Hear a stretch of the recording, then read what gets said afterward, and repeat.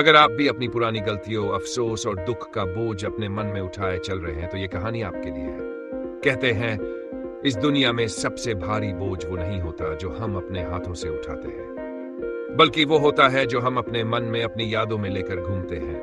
पुरानी बातें, अफसोस, पछतावे और दुख जो बीत भी चुका है वो भी हम अपनी यादों में संभाल कर रखते हैं और हर दिन उसका बोझ उठाते चलते हैं।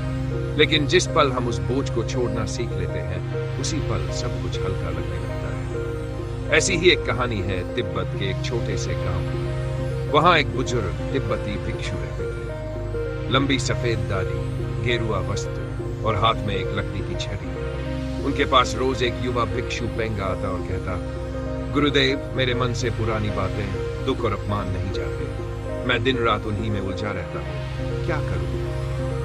बुजुर्ग भिक्षु मुस्कुराए और बोले, इसका उत्तर दूंगा, लेकिन पहले पास के गांव एक जरूरी काम से चलना है। तू भी साथ चल।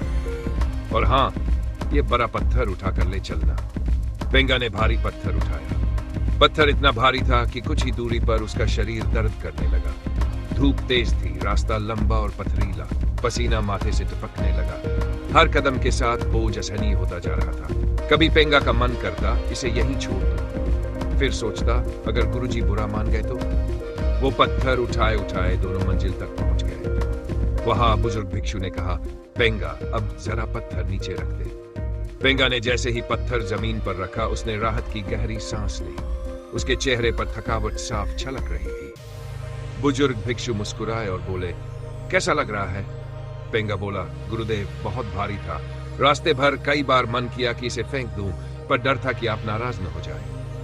तब भिक्षु हंसते हुए बोले, अरे पेंगा, मैंने तो तुझसे सिर्फ पत्थर उठाने को कहा था। ये तो नहीं कहा कि पूरे रास्ते इसे ढोकर मेरे पीछे पीछे चल। तू चाहता तो कभी भी इसे जमीन पर रख सकता था। यही हम अपनी जिंदगी में भी करते हैं। कोई हमें नहीं कहता कि बीती बातें, पछतावे और दुख हमेशा अपने मन में रखो, लेकिन हम अपने डर और सोच से उन्हें ढोते रहते हैं। समस्या बोझ में नहीं है पेंगा, समस्या उसे जबरदस्ती ढोने की जिद में है।